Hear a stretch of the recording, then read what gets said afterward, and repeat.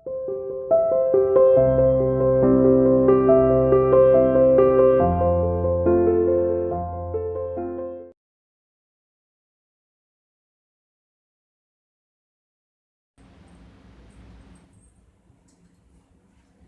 Students, welcome to CR international school online classes. अब तक बेटा हम अपने ग्रामर के चैप्टर पढ़ रहे थे। मैंने आपके कल गूगल मीट की जो क्लासेस ली, तो उस चीज से मुझे इस बात का तो एहसास हो गया है कि बेटा आप सीरियस नहीं ले रहे पढ़ाई को। ये बहुत ही गलत बात है बेटा। मैं बार बार यही बात बोलती हूँ, आप सबसे ज्यादा प्रॉब्लम ग्रामर में फेस करेंगे अगर आप ग्रामर को सीरियसली नहीं लेते हैं। ठीक है बेटा, रीडर में तो आप फिर भी एक्सरसाइज लर्न कर लेंगे, वर्ड मीनिंग लर्न कर लेंगे, क्वेश्चन आंसर, बट ग्रामर में एक्सरसाइज लर्न नहीं होती है। ग्रामर में उनके डेफिनेशंस, एग्जांपल्स को समझना पड़ता है, क्योंकि एक्सरसाइज में क्वेश्चन में डिफरेंट भी हो सकती है। ठीक है बेटा, एडजेक्टिव है, वर्ब है, ट्रांजिटिव, इंट्रांजिटिव वर्ब्स है, इनको लर्न करो। नाउन, प्रोनाउन, इन्हें भी लर्न करो। आप कंफ्यूज हो रहे हैं, आपसे पूछे जाते किसी की काइंड्स आप बता रहे हैं पार्ट्स ऑफ स्पीच की, नहीं बेटा ऐसा नहीं होना चाहिए। ठीक है, आज हम अपना स्टार्ट करेंगे रीडर का चैप्टर नंबर 7। इससे पहले हमने 6 चैप्टर करवा दिए हैं रीडर का। आज जो आपका चैप्टर नंबर 7 है वो है एक पोएम। ठीक है, क्या है? From a railway carriage. From यानी कि एक रेल के डिब्बे से। ठीक है, ये कैरेज का मतलब होता है रेल का जो डब्बा होता है ना, एक ब्लॉक होता है, उस खिड़की में पोएट बैठा हुआ है। पोएट का मतलब होता है कवि, जिसने पोएम लिखी है।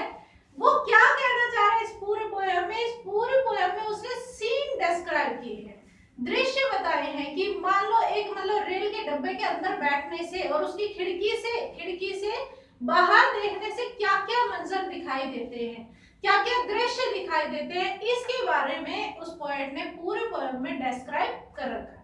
ठीक है बेटा, इस पोएम का नाम भी उसने क्या रखा है? फ्रॉम अ रेलवे कैरेज, यानी कि एक रेल के डिब्बे से। और किसने लिखी है पोएम? रॉबर्ट लुइस स्टीवेंसन ने। ठीक है, किसने लिखी है? Who composed the poem? Robert Louis Stevenson. Okay बेटा, लर्न रखना इसको। आपसे पूछा जा सकता है कि who is the poet of the poem from a railway carriage. ठीक है, so now open your book. I am starting the poem. Keep your pencil with you so you can underline the words and write the translation also. ठीक है, अपने अपने pencils पास रखिए। जिस जिस word का हिंदी ट्रांसलेशन बताया जा रहा है उसको अंडरलाइन करके उसका ट्रांसलेशन लिखिए। So first line is faster than fairies, faster than witches. Faster than यानी कि पोएट ये बोल रहा है कि जो ट्रेन है वो फास्टर देन फेरीज यानी कि परियों से भी ज्यादा तेज चलती है। फेरीज का मतलब होता है परियां। फास्टर देन विचेस, और जादूगरनियों से भी तेज चलती है। विच वो होती है ना, वो जादूगरनी जो झाड़ू के ऊपर उड़ती है, आपने देखा हो कार्टून में। ठीक है, क्या बताया इसने? Faster than fairies, faster than witches, यानी कि रेलगाड़ी जो रेल है, ठीक है, जो ट्रेन है वो परियों से भी तेज और जादूगरनियों से भी तेज चलती है। Bridges and houses, heads and ditches, यानी कि इनसे तेज नहीं। क्या कह रहा है वो? कि इनको पार करते हुए, जब मैं खिड़की में बैठा हुआ हूँ, रेल के डिब्बे की खिड़की के पास बैठा हुआ हूँ, तो मैंने क्या देखा कि पुल में निकल रहे हैं, निकलते तो जाते ही। बस में बैठे हो तो पेड़ भी आपको चलते हुए दिखाई देंगे। ठीक है, रेल के डिब्बे में बैठा है वो, तो जो पुल है, घर है, हैज का मतलब होता है बाड़े। बाड़े यानी कि जैसे कि घास के मैदान होते हैं। ठीक है, और डिचेस, डिचेस का मतलब होता है खाई, जो गहरी गहरी खाई है, वो सभी भी चलती नजर आ रही हैं। उन सभी को ये ट्रेन पीछे छोड़ रही है। And charging along like troops in a battle. Charging चल रही है, यहाँ जो चार्जिंग है वो चलने से है। अलोंग लाइक किस तरीके से चल रही है? जैसे कि ट्रूप्स इन अ बैटल, जैसे कि एक युद्ध में एक आर्मी चलती है, एक सेना चलती है। ठीक है, आपने देखा होगा जैसे अपने दिल्ली में परेड होती है तो ये किस तरीके से चलती है ना, बटालियन एयरफोर्स की होती है, आर्मी की होती है। ठीक है, इस तरीके से जो सेनाएं हैं एक के साथ एक मतलब कदम मिलाकर चलती हैं, इस तरीके से वो ट्रेन को बता रहा है। All through the meadows the horse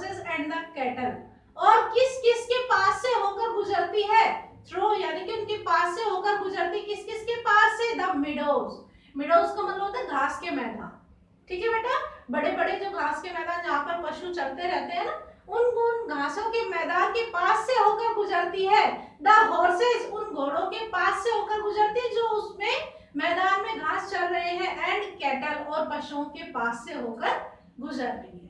ठीक है बेटा, इसमें क्या बताया है कि जो ट्रेन है वो परियों से और जादूगरनियों से तेज चलती है। वह पुलों को, घरों को, जितने भी बाड़े आते हैं उनको, और साथ में जो खाइयां आती है उनको पीछे छोड़ती चली जाती है। और ट्रेन कैसे चलती है? जैसे कि मानो युद्ध में कोई बटालियन चल रही हो, कोई सेना चल रही हो। और किस किस के पास से होकर गुजरती है ट्रेन? घास के मैदानों के पास से, जहां पर घोड़े और पशु घास चल रहे हैं। ओके बेटा,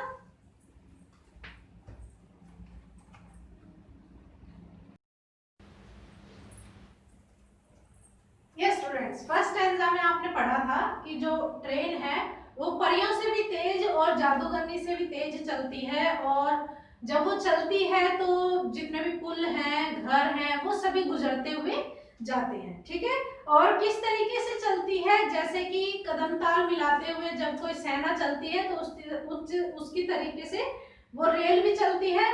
और कहाँ कहाँ किस किस से होकर गुजरती है? मैदानों से। ठीक है, उन घास के मैदानों से होकर गुजरती है जहां पर घोड़े और मवेशी यानी कि जितने भी पशु हैं वो सभी घास चरते रहते हैं। Now second stanza, all of the sides of the hill and the plain, जितने भी दृश्य हैं, यानी कि वो जो कवि है वो रेल के डिब्बे की खिड़की के पास बैठा हुआ है और क्या कह रहा है कि जितने भी पर्वत की चोटियों और मैदानों के दृश्य हैं। प्लेन का मतलब होता है बेटा मैदान, ग्राउंड बोलते हैं हम उनको, मैदान होते हैं वो। हिल का मतलब होता है पहाड़ियां।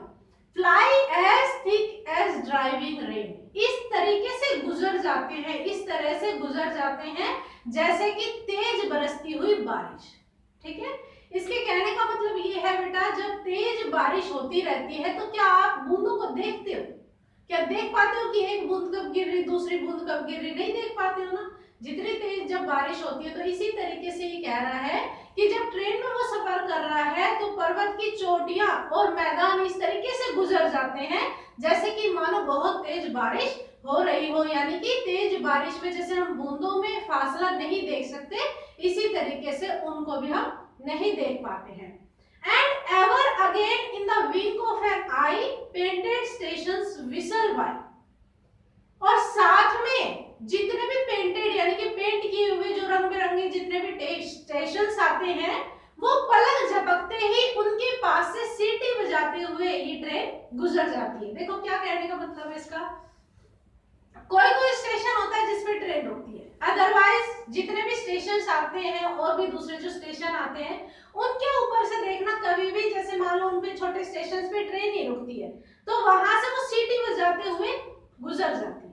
ठीक है, पलक झपकते ही, इसका है wink of an eye. Wink of an eye का मतलब होता है बेटा पलक झपकते ही।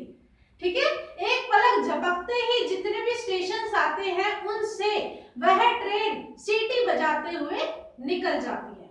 ओके बेटा, थोड़ी सी डिफिकल्ट है बट ये क्या है, इसके जो सेंस है ना बेटा, इस पोएम में कंप्लीट हमें खुद अपनी तरफ से बनाने पड़ते हैं। ये आपके पास शॉर्ट में दिए हुए हैं। ठीक है, थोड़ी सी प्रॉब्लम आएगी इस पोएम को समझने के लिए बट इजी बहुत है। ठीक है, आप क्या करेंगे, बार बार इसका ट्रांसलेशन बार बार दोहराएंगे, जो भी मैंने बताया है बार बार इनकी हिंदी देखेंगे कि इसकी ये हिंदी है, इस लाइन की ये हिंदी है, हर एक वर्ड की हिंदी भी कैच करनी है आपको, तब जाकर आपकी ट्रांसलेशन क्लियर हो जाएगी। ओके बेटा, आज के लिए इतना ही, बाकी के 2 स्टैंजास टुमारो।